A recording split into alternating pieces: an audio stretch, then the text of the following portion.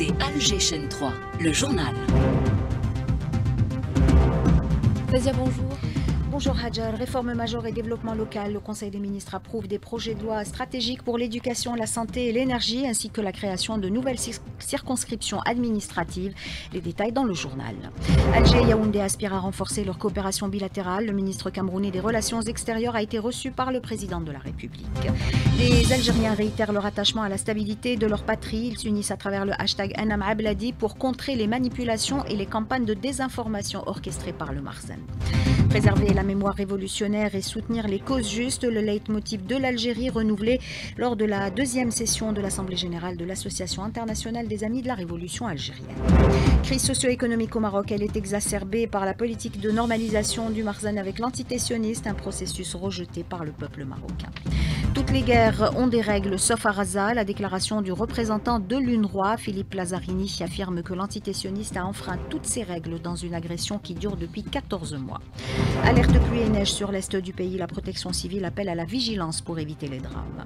Et puis sport football, Champions League africaine, le Serbe Belouizdad s'écroule au Cairo Stadium face au Ahly sur un score fleuve de 6-1. Madame, Monsieur, bonjour et bienvenue dans cette édition. Nous vous le disions en titre, plusieurs dossiers ont été examinés hier en Conseil des ministres présidé par le chef de l'État. D'importantes décisions ont été prises par Abdelmajid Tebboune au profit de plusieurs secteurs, l'éducation nationale, la santé ou encore l'énergie et la gestion locale. Linda Bouhadma pour le détail. Après avoir écouté une présentation sur l'activité du gouvernement et une autre sur les progrès réalisés en termes de numérisation, la loi sur le statut particulier de l'enseignant a été approuvée. Le président de la République a félicité la famille éducative pour la rédaction de cette loi attendue conformément à son engagement, de manière à préserver son prestige scientifique et social, car elle est l'âme de la société et la première soupape de sécurité pour l'avenir de la nation. Le Conseil des ministres a approuvé la loi sur le statut particulier du secteur de la santé au profit du personnel médical et paramédical. Le chef de l'État a également apprécié le grand esprit de responsabilité qui a prévalu entre toutes les parties pour parvenir à une version finale de la loi. Le Conseil des ministres a également approuvé la promotion de 3 daïras et une commune en circonscription administrative. Il s'agit de Ghsar el-Boukhari dans la wilaya de Médéa, de Kantara dans la wilaya de Biskra et de Bir el-Atr dans la wilaya de Tébessa et de l'Arisha dans la wilaya de Tlemcen. Ce changement de statut s'inscrit dans le cadre des efforts de développement conformément aux principes d'équité. Concernant l'offre de partenariat dans le cadre de la loi sur les hydrocarbures, le président de la République a ordonné au gouvernement de continuer à développer le système énergétique national conformément aux intérêts du pays. Le président a souligné l'importance d'investir dans le domaine des énergies propres, de les exporter et d'orienter leurs revenus vers le développement national. Et dans une première réaction à ces décisions, le ministère de l'Éducation nationale a salué l'approbation du projet de statut et le régime indemnitaire du personnel éducatif. Le texte prévoit entre autres une amélioration des conditions de travail, une valorisation des diplômes, une protection juridique renforcée et une retraite anticipée possible de 3 à 5 ans. Le département de Mohamed Srel Saadawi appelle à un engagement collectif pour concrétiser ces réformes ambitieuses. Satisfaction également des personnels de la santé. Pour les syndicats du secteur, le président de la République a tenu ses promesses. Lies Merabet, président du syndicat des praticiens de la santé, le dit Ahsen Chemesh. Nous saluons aussi l'engagement de M. le Président de la République qui s'est prononcé clairement et dès le début de la pandémie Covid-19, et c'était au début de son premier mandat, en faveur d'une révision des statuts particuliers, donc les statuts professionnels de tous les corps de la santé, avec bien sûr, ça sous-entend une revalorisation, et il l'avait précisé, conséquente des salaires de ces professionnels de la santé. Et je pense qu'on est aussi dans les délais qu'il a lui-même arrêtés, c'est-à-dire lors de la dernière campagne électorale pour les présidentielles. Autre activité présidentielle, cette audience accordée par le chef de l'État au ministre camerounais des Relations extérieures en visite en Algérie. La rencontre a permis aux deux parties de faire part de leur volonté commune de renforcer les relations bilatérales entre les deux pays dans divers domaines. Je vous propose d'écouter la déclaration de Lejeune Bella Mbella au sortir de l'audience. Nous sommes ici dans le cadre d'une visite de travail pour les relations Cameroun-Algérie. Il est question pour les deux pays de densifier leur coopération. Là, je sors d'une audience que Son Excellence, Monsieur le Président Tebboune, a bien voulu nous accorder. Cela nous a donné l'occasion de lui apporter le message chaleureux et fraternel de son frère du Cameroun, Son Excellence Paul Biya. Monsieur le Président nous a fait part de sa volonté de renforcer la coopération entre le Cameroun et l'Algérie dans tous les secteurs. Les forces de sécurité déployées sur l'ensemble du territoire national pour faire face à tous les dangers qui guettent le pays. Des opérations sont menées quotidiennement pour déjouer les tentatives de déstabilisation et d'atteinte à la sécurité du territoire. Dernière en date, celle menée par l'ANP en coordination avec la Sûreté nationale et les services des douanes à Inamenas, 4e région militaire. Elle a permis la neutralisation de 6 trafiquants de drogue, 4 Algériens et 2 Maliens, et la saisie de plusieurs armes, une importante quantité de munitions, des psychotropes et des téléphones Touraya et mobiles. Outre ces forces de sécurité, l'Algérie peut aussi compter sur ses enfants qui se mobilisent à la moindre tentative d'agression de quelque nature que ce soit à l'égard de la patrie. Les Algériens ont une nouvelle fois réitéré leur attachement à la stabilité de leur pays. Ils s'unissent à travers le hashtag Anam Abladi pour contrer les manipulations et les campagnes de désinformation fomentées par le Marzen. Sami Alloum.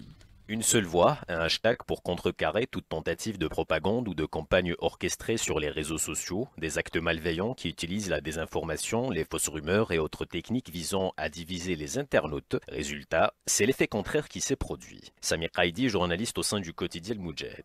Le hashtag Anam Abladi a permis en 24 heures de faire tomber cet énième complot ourdi contre l'Algérie. Les Algériens se sont mobilisés comme un seul corps sur les réseaux sociaux pour dire que la patrie est une ligne rouge. Selon le leader mondial des solutions et services de cybersécurité, Kaspersky, en 2024, notre pays a été visé par plus de 70 millions de cyberattaques. En attendant, notre pays est un peu cette caravane qui passe pendant que les chiens aboient. Il est question de mettre au point une stratégie à même de mieux faire face à toute tentative semblable qui a lieu sur les réseaux sociaux, tout en mettant en avant la fidélité aux principes et à l'honneur du pays. Anissa Bebsia, spécialiste en stratégie et en communication numérique.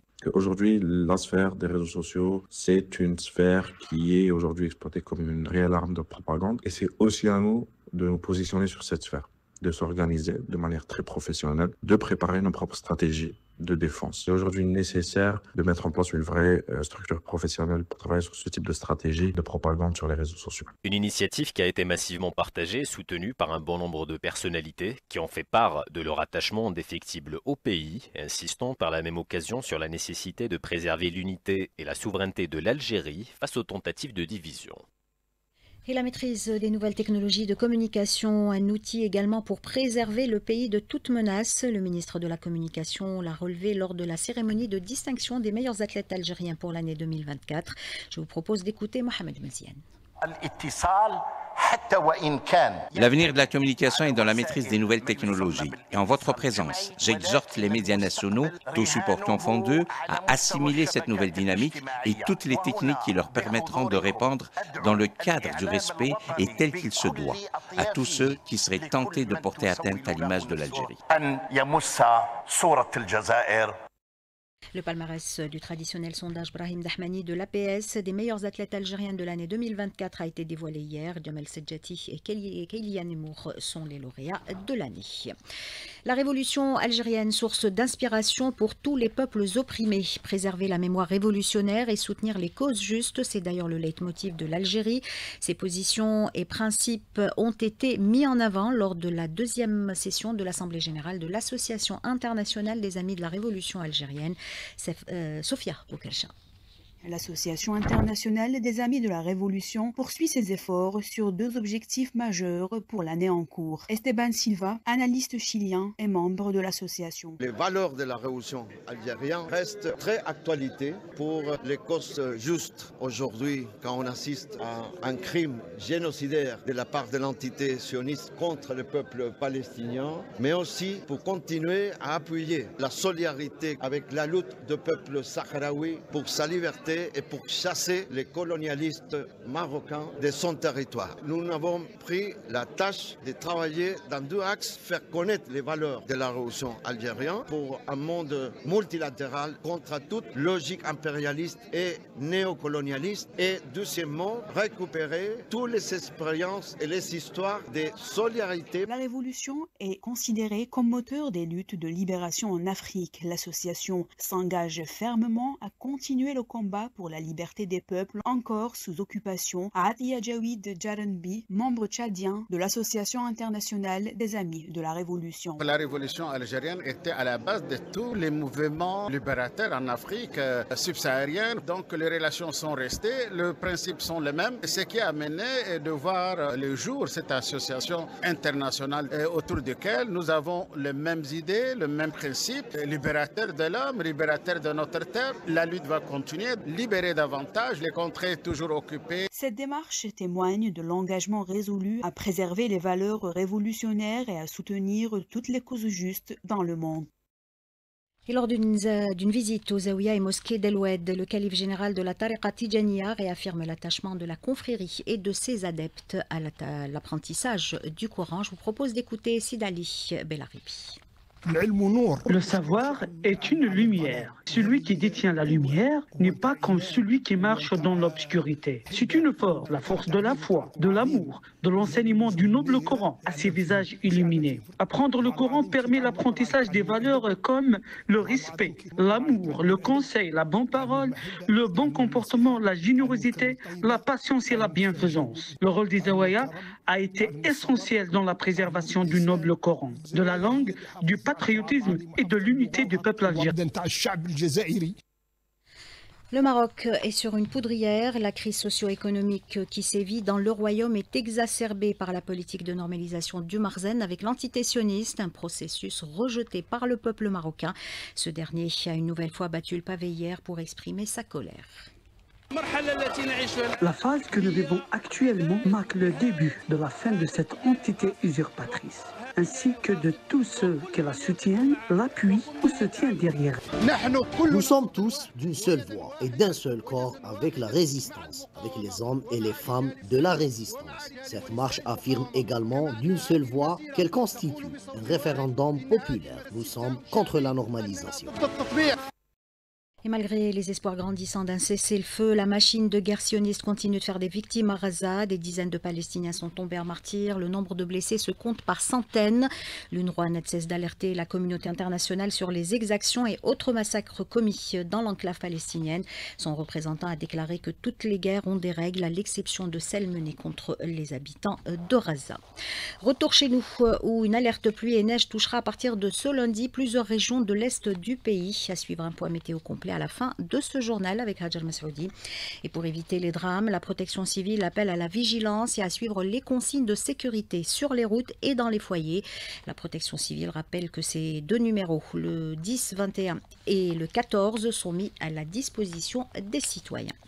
Sport football, Champions League africaine, le Serbe Belouizdad s'est écroulé hier au Cairo Stadium face au Ahli sur un score fleuve de 6-1.